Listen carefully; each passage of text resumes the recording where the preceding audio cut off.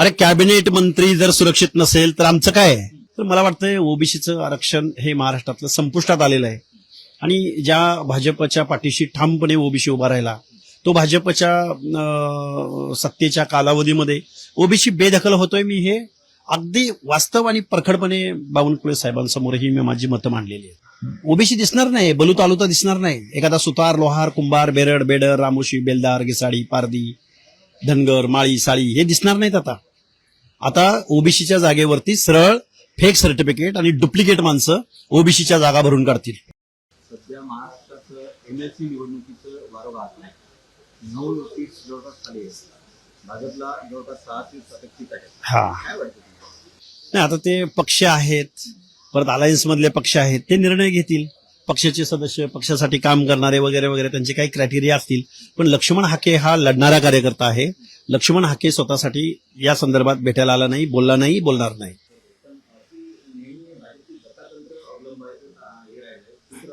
नेहमी प्रवाहापेक्षा वेगळी नावं देण्याचा प्रयत्न असतो. तुम्हाला वाटतं काहीतरी वेगळं घडून? आता मी भाजपच्या काही कोर कमिटी नाही, भाजपचा आणि माझा तसा मी एक आंदोलक आहे. मी एक ओबीसी चळवळीतला कार्यकर्ता आहे. त्यामुळं भाजप काय करेल आणि काय नाही करेल याच्यापेक्षा ओबीसी प्रवर्गात येणाऱ्या अनेक जात समूहांचे प्रश्न सुटले पाहिजेत, या गोष्टीला माझं प्राधान्य आहे. मुळात आता साताऱ्यामध्ये जिल्हा परिषद अध्यक्षपदाची जी निवड झाली त्या निवडीवरती मी बावनकुळे साहेबांकडे नाराजी व्यक्त केलेली आहे. ज्या शिंदे म्हणून ज्यांची निवड झाली, ज्या महिलेची सातारा जिल्हा परिषद अध्यक्षपदी, हे मूळ ओबीसीला ते मिळायला हवं होतं. ओपन मधून निवडून येऊन जर ओबीसीच्या जागेवर जर त्यांची निवड होत असेल तर मला वाटतंय ओबीसीचं आरक्षण हे महाराष्ट्रातलं संपुष्टात आलेलं आहे आणि ज्या भाजपच्या पाठीशी ठामपणे ओबीसी उभा राहिला तो भाजपच्या सत्तेच्या कालावधीमध्ये ओबीसी बेदखल होतोय. मी हे अगदी वास्तव आणि परखडपणे बावनकुळे साहेबांसमोरही मी माझी मतं मांडलेली आहेत. तुम्हाला असं म्हणायचं आहे शिंदे यांची जी जिल्हा परिषद अध्यक्षपदी नेमली झाली त्यांचं कास्ट व्हॅलिडिटी? हे बघा, कास्ट व्हॅलिडिटी वगैरे हा नंतरचा विषय आहे. मुळात ओबीसी मधून निवडून आलेले अनेक मेंबर होते ना. ओबीसी मधून निवडून येणाऱ्या माणसाला जर आणि मूळ ओबीसीला जर ते पद मिळालं असतं तर ते न्यायाचं झालं.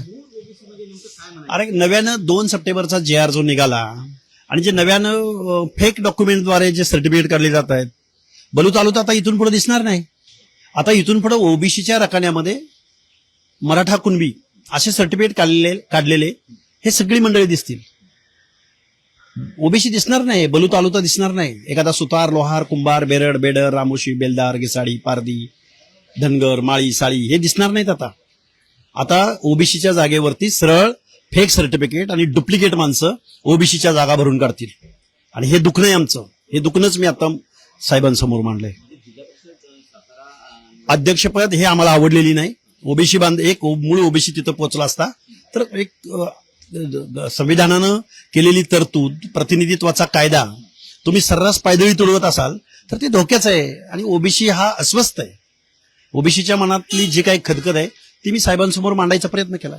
या प्रकारे सातारा जिल्हा परिषद निवडणुकीमध्ये राडा झाला. एकीकडे एक मंत्री, तो राडा हा डुप्लिकेट राडा होता, बनाव रचनेत आलेला होता.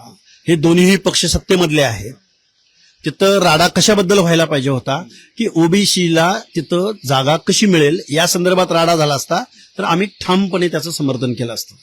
कुणासाठी भांडतंय, कोण भांडतंय, सत्तेमध्ये एका कॅबिनेटमध्ये सत्तेमध्ये मांडीला लावून बसणारे जर तिथं भांडत असतील, पब्लिकला एवढं काही उल्लू समजायचं काही कारण नाही ना.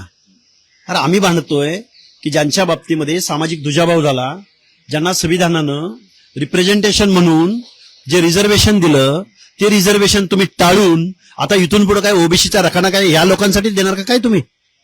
त्यामुळं महाराष्ट्रातला 50 ते 60% दरम्यान असलेला ओबीसी इथून पुढच्या कालावधीमध्ये तुम्हाला निश्चित याचा जाब विचारेल. या प्रकारे उपमुख्यमंत्री एकनाथ शिंदे 2 दिवस झाले जवळपास दिवसभर साताऱ्यामध्ये होते. त्या प्रकरणावरती एकंदरीत दोन्ही पक्षांनी एकमेकांविरुद्ध ताशेरे ओढलेले होते. विधानसभा अधिवेशनाच्या वेळेस दोघांनी फायटिंग सीन पण पाहायला मिळाल्या होत्या. शंभूराज देसाई जखमी पण झाले होते. म्हणजे तुमच्या मते जो बनावट रचण्यात आला होता, मला एक सांगा, कॅबिनेट मंत्री कसे काय जखमी होऊ शकतात बरं? त्यांनी निषेध केले. अरे कॅबिनेट मंत्री जर सुरक्षित नसेल तर आमचं काय आहे? हे काय हे आकलनाच्या पलीकडचं आहे. एका कॅबिनेट मंत्री जर जखमी होत असतील तर आमचं काय आहे? महाराष्ट्रातल्या सामान्य जनतेचं काय? तुम्ही जे असं म्हणताय एक प्रकारे शंभूराज देसाई शिवसेनेचे मंत्री आहेत, महेश शिंदे शिवसेनेचे आमदार आहेत आणि ते भाजपच्या गडाला लागलेले एकंदरीत या प्रकरणामध्ये पाहायला मिळतात. काय विषय हा सामान्य माणूस किंवा मी एक ओबीसी आंदोलक आहे, मी ओबीसीवरच बोलणार, भटक्या विमुक्तांवरच बोलणार. आम्हाला बेदखल केलंय ही माझी मागणी आहे. हे भांडणं वगैरे आम्हाला इंटरेस्ट नाही यामध्ये. हे राजकारणासाठी काही करतील, कुठल्याही थराला जातील, पण आमच्या ओबीसीवर अन्याय केलाय हे मात्र निश्चित आहे. आपण लढत राहू. लक्ष्मण हाके मागणारा नाही, लक्ष्मण हाके लढणार आहे. आगामी काळामध्ये लक्ष्मण हाकेंना काहीतरी विशेष मिळेल असं वाटतं. अरे मला काहीच मिळवायचं नाही. मला काही नसताना मी माझ्या बांधवांचे प्रश्न मांडतोय, त्यांचा आवाज बनण्याचा प्रयत्न करतोय आणि पुढेही तसाच करत राहील. त्यामुळं काही मागणं काही मिळणं याच्या पलीकडे आम्ही गेलेलो आहोत. सध्या जनगणना सुरू आहे, जातीनिहाय जनगणना फार महत्वाची आहे ओबीसीच्या अनुषंगाने. मला काय वाटतं हे आहे अशक्य कोटीतली गोष्ट आहे. कारण जोपर्यंत 1948चा सेन्सस ऍक्ट मध्ये अमेंडमेंट होणार नाही तोपर्यंत कास्ट वाईज सेन्सस होणार नाही. कुणी कितीही अनाभाका घेतल्या, कुणी कितीही आश्वासनं दिली, कुणी काहीही बोललं तर कास्ट वाईज सेन्ससची अपेक्षा ओबीसी बांधवांनी धरू नये असं मी एक राज्य मागासवर्ग आयोगाचा माजी सदस्य. पुढच्या 10 वर्षासाठी रोडमॅप काय असेल या अनुषंगाने काय? नाही, आम्ही प्रश्नावर भिडत राहू, आम्ही लढत राहू. आम्ही कुणाची भीडभाड, कुठल्याही हल्ल्यांना, कुठल्याही बेकायदा मागणी करणाऱ्या कुठल्याही माणसाला, कुठल्याही सत्ताधाऱ्यांना कुठलीही भीड न ठेवता आम्ही लढत राहू. शेवटचा प्रश्न, जर लक्ष्मण हाकेंना विधान परिषदेवर संधी मिळते, फडणवीसांनी ती संधी दिली तर तुम्ही ऍक्सेप्ट कराल की नाही? हे बघा, प्रश्न असा आहे की महाराष्ट्रामध्ये 50 ते 60% ओबीसी राहतात. त्या 60% ओबीसींचे प्रश्न सुटण्यासाठी ज्या गोष्टी कराव्या लागतील त्या करू आम्ही. म्हणजे परिषद वगैरे काय लावलं हे असलं? अरे आम्ही लढणारी माणसं आहोत ना. 100 विधानसभा कन्सिस्टन्सी आम्ही ठरवू. हे काय घेऊन बसलाय परिषद वगैरे? आम्ही काय भीक मागणारे आणि मागच्या दरवाजातून आम्ही सेटलमेंट करणारा लक्ष्मण हाके नव्हे. त्यामुळे ओबीसीचा आवाज, ओबीसीचे प्रश्न, ओबीसीच्या प्रश्नासाठी वाटेल ते. बारामती विधानसभा पोटनिवडणुकीतून तुम्ही माघार घेतली आहे, काल ती शांत सभा होती, मोठी सभा झाली, कसं वाटतं, काय बघताय? औपचारिकता बाकी आहे, औपचारिकता बाकी आहे. त्यामुळे सभा घेणं काय आणि एलिगेशन यात काय, उद्या निवडणूक होईल, परवा रिझल्ट येईल, त्यामध्ये काय.